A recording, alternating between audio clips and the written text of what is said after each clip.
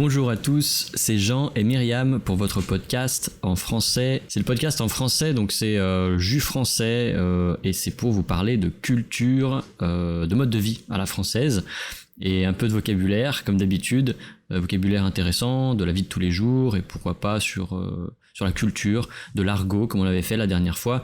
Et donc aujourd'hui on va vous parler avec Myriam des restaurants.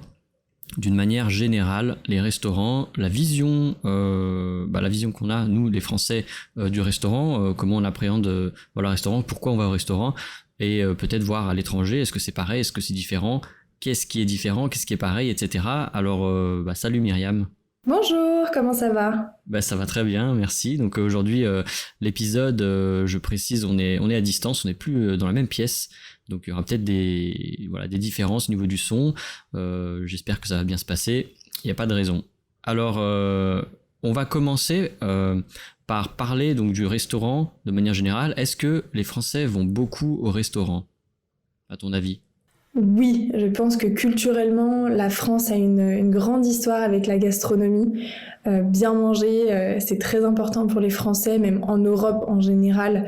La gastronomie a une grande importance. Les repas, c'est vraiment un temps que l'on prend, que ce soit le matin au petit déjeuner, à la pause de midi ou le soir au dîner. Bien manger, pour les Français, c'est primordial. Donc c'est vrai que les restaurants en France, peu importe la spécialité, sont quand même vus comme des lieux conviviaux, chaleureux, où on passe vraiment un bon moment. Ok, ouais, t'as dit primordial, donc primordial c'est très, très important, c'est ça hein, tu voulais dire. Primordial, c'est super important, essentiel. Et puis c'est un peu connu en France, on passe longtemps à manger, on passe du temps à table. Quand on est à table, c'est qu'on mange chez soi ou au restaurant, on est à table et on passe beaucoup de temps pendant le repas à faire ce repas. Non seulement parce qu'il y a plusieurs plats, j'imagine, mais aussi parce qu'on aime ça, c'est nos habitudes. Après, ça dépend du type de repas. Si c'est un repas à midi, au travail, pause déjeuner, évidemment, c'est court, mais le soir, on va prendre un peu plus de temps, le week-end, et surtout quand il y a des repas de famille, ou des fêtes, alors là, ça peut durer plusieurs heures. C'est ça ? T'as déjà eu l'expérience ? Oui, tout à fait. C'est vrai qu'un repas du dimanche, ça commence aux alentours de midi, 13h, avec un apéritif. Ensuite vient l'entrée, mais on parle entre-temps. Ensuite vient les plats, on reparle entre-temps. Quelquefois, il y a des pauses et après vient le dessert. Et c'est vrai que ça peut durer jusqu'à 15-16 heures facile. Ouais. Donc pour les restaurants, je pense qu'il y a une grande différence entre déjà Paris et la province. Il n'y a pas le même type d'offres. Au niveau des restaurants, il y a beaucoup plus de restaurants à Paris. C'est vrai qu'en France, c'est peut-être pas le cas d'autres pays, mais voilà, Paris, c'est vraiment une ville très grande, très importante. Il y a vraiment beaucoup de choses. Et les autres villes, elles sont plus ou moins secondaires. En fait, elles sont vraiment secondaires par rapport à Paris. Il y a beaucoup moins de choses. Même si, par exemple, Lyon et Marseille, ce sont des grandes villes, il y a quand même une très très grande différence au niveau de la taille et de l'offre proposée. Donc déjà, on peut parler, on peut dire qu'à Paris, il y a une certaine offre. Voilà, il y a beaucoup de types de restaurants. Quel type de restaurant est-ce que tu peux décrire, toi, de ton côté ? Alors, on a les restaurants bistrot, c'est-à-dire des restaurants qui ont pignon sur rue, qui proposent une offre surtout le midi, mais qui peuvent aussi être ouverts le soir, avec vraiment des plats régionaux, des spécialités bien françaises ou locales, même des régions. Et c'est vrai que c'est un endroit où on peut venir comme on est, c'est-à-dire on n'a pas besoin d'être habillé d'une certaine manière, un peu à la différence des restaurants gastronomiques, où là on va être sur un niveau beaucoup plus chic, où on y va pour vraiment célébrer quelque chose. La nourriture là-bas, c'est vraiment de l'art, parce qu'il y a disposition dans l'assiette, alors que le gastronomique, ça va vraiment être de l'art, la position même des assiettes, même la vaisselle va être différente. Va être beaucoup plus cher.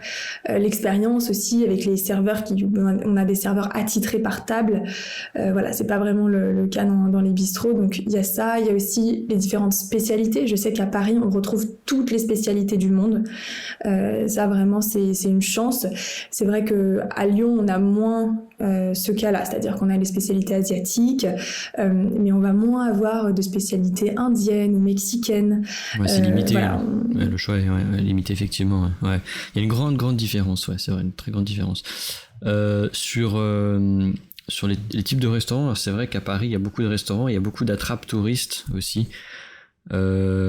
Attrape touristes, donc qui profitent, comme tu disais, il y en a, ils ont pignon sur rue, donc ils sont très exposés aux passants, en fait, hein, ils sont dans des zones aussi très très fréquentées, et donc ils n'ont pas besoin forcément de faire de la bonne cuisine pour avoir du monde, avoir des clients. Du coup ça crée aussi un phénomène de type de restaurants qui sont pas très bons, et puis les touristes forcément, ne comprennent pas forcément justement ce qu'ils mangent, et donc ils sont c'est une nourriture française, c'est, je sais pas, c'est de la fondue, c'est quoi que ce soit, et en fait bon, tant que c'est écrit en français, ça va être un restaurant français, donc on va y aller, mais en fait c'est pas les restaurants qui sont recommandables en fait souvent dans les zones touristiques. Qu'est-ce que t'en penses?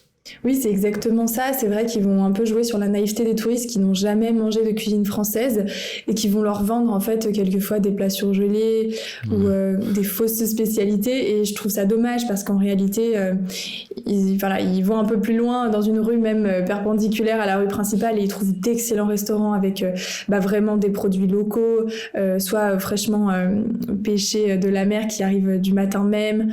Vraiment, voilà. Moi, c'est vrai que je trouve ça un peu dommage que les personnes qui viennent visiter la France ne puissent pas vraiment goûter la vraie cuisine. Ouais, c'est sûr. Ça donne une mauvaise image. Après, c'est vrai que comme ils connaissent pas, ils ont aucun moyen de comparer, donc peut-être qu'ils trouvent ça très bon. Moi, je suis allé l'autre jour chez Bouillon, tu sais, à Paris là. Il y en a un à Lyon aussi. C'est des grandes cantines en fait. Je crois que c'était des cantines de travailleurs à l'époque, donc c'est des grands restaurants, il y a beaucoup de tables, je sais pas moi, peut-être au moins 100 en fait, hein, souvent il y a au moins 100 tables, donc c'est très grand, donc il y a Bouillon Chartier, il y a Bouillon Pigalle, c'est une sorte de chaîne quoi, mais et c'est de la cuisine simple, pas chère, mais c'est vrai que c'est assez, la qualité, c'est une qualité de cantine, donc telle qu'on peut avoir dans les restaurants d'entreprise ou alors à l'école. Donc c'est vrai que c'est assez simple, assez basique, et c'est vrai que c'est accessible. Il y a beaucoup de touristes. Je sais pas si tu vois, il y a toujours la queue. Voilà, c'est très demandé, hein, et mais c'est un peu surcoté, effectivement, puisque si on veut goûter de la cuisine française, bon, ça nous donne une idée, mais le goût il est pas recherché quoi. C'est assez basique. Je pense qu'on peut avoir à peu près le même goût en achetant des conserves. C'est pas pour critiquer, hein, je veux dire, les conserves, il y en a qui sont bonnes et puis ça peut plaire à des gens, mais c'est vrai que on peut prendre 2 conserves, les mettre dans une assiette, faire chauffer au micro-ondes, on aura à peu près la même chose. Alors pour des étrangers, ça semble waouh, c'est vrai que ça peut être surprenant, ça peut être génial, parce que si on n'a pas mangé ça de toute sa vie, c'est vrai que ça peut être intéressant, mais c'est un peu surcoté. Mais c'est vrai qu'il y a aussi l'univers, parce que l'endroit dans lequel ils vont manger au restaurant, ça fait aussi beaucoup. Moi, je pense que les restaurants en France, ils sont immersifs, c'est-à-dire que quand on rentre dans une brasserie ou un bistrot, on va avoir une ambiance souvent très traditionnelle, avec les nappes, avec les carreaux rouges. Et c'est vrai que voilà, nous on est habitués, on aime beaucoup ça, et les touristes, quand ils viennent, je pense qu'ils viennent aussi pour ça, parce que c'est vraiment une immersion dans limite une autre époque. Et c'est vrai qu'on le retrouve dans beaucoup de restaurants, et c'est un peu comme les restaurants de spécialité. Un restaurant asiatique vont mettre une déco asiatique, un restaurant indien, pareil, vont mettre une décoration indienne. Mais en France, on est vraiment... quelquefois, les restaurants vont vraiment être kitsch. Ouais. Kitsch, un peu ringard, il y a un côté un peu ringard, mais ça fait partie ça fait partie de l'expérience, comme tu disais. Et je me rappelle, j'avais un élève qui était venu en France, on est allé au resto ensemble, et lui, il m'avait dit que pour lui, l'expérience du restaurant français, c'était aussi le fait d'attendre 15 minutes son plat. En fait, c'est vrai que nous, on va dans des restaurants où la cuisine est faite au moment même. Enfin, il y a un peu de préparation, mais c'est cuit au moment même, c'est préparé. Donc c'est pour ça qu'on attend 15-20 minutes, et donc c'est aussi un gage de qualité. Mais ça fait partie de l'expérience, parce que c'est ça qu'on vit. On attend, on a le temps de parler, de discuter, boire un verre de vin, etc. Donc ça, c'est vrai que ça fait partie de l'expérience, ouais. Oui, j'avais pas du tout pensé, parce que nous, on parle de fast-food en France, où c'est vrai qu'on mange, dès qu'on passe la commande, on attend quelques minutes et on a à manger. Et c'est vrai que j'ai pas pensé que nous, lorsqu'on commande, il y a un temps qui s'écoule et quelquefois ça peut être de longues minutes parce qu'effectivement, il y a vraiment le temps de préparation. Mais nous, c'est dans notre culture et j'avoue que j'ai même pas pensé au fait que pour d'autres personnes, ça peut paraître très long parce que quand on décide d'aller au restaurant, on pense pas, voilà, on part manger à midi et en fait, on va manger à 12h30 ou 13h. Ouais, voilà, ouais. Donc non, c'est aussi une expérience intéressante. Il y a de l'attente entre les plats aussi, hein, je veux dire, on mange, on finit, et puis après, on attend l'autre plat. Donc ça fait vraiment partie de l'expérience. Par rapport à la consommation, comment on va au restaurant, pourquoi on va au restaurant, est-ce qu'on va au restaurant en famille, en entreprise, est-ce qu'on fait beaucoup de restaurants en entreprise, enfin, est-ce qu'on va beaucoup au restaurant dans le cadre d'affaires? Oui, ça c'est vrai que en France on fait beaucoup de deals et de business au restaurant. Donc on conclut des marchés au restaurant. Voilà, on aime bien un peu changer le cadre formel du bureau pour signer, pour aller dans un restaurant. Lorsque les partenaires sont étrangers, on est très fiers de leur montrer notre cuisine, nos vins, nos spécialités. Donc on est ravis de les emmener dans des restaurants pour conclure les affaires. Mais même un premier contact avec un client souvent se fait au restaurant. Donc voilà, un client a une demande, l'entreprise peut lui proposer tout de suite un repas d'affaires pour lui parler des solutions possibles et envisageables. Donc c'est vrai que c'est vraiment dans la culture française de se faire un restaurant le midi, puisque voilà, souvent à Paris ou même dans les grandes villes, on n'a pas forcément toujours le temps de bien manger. Quand on a par exemple une réunion avec un client, plutôt que de faire la réunion en 30 minutes, on préfère prendre 2 heures. Par contre, on va manger ensemble. Et ça, voilà, en tant que Français, on n'aime pas beaucoup prendre sur notre pause du midi, donc on préfère garder nos 2 heures de midi, mais le faire avec le client ou la cliente. Et c'est vrai que voilà, culturellement, on fait pas mal d'affaires au restaurant, que ce soit le midi ou le soir.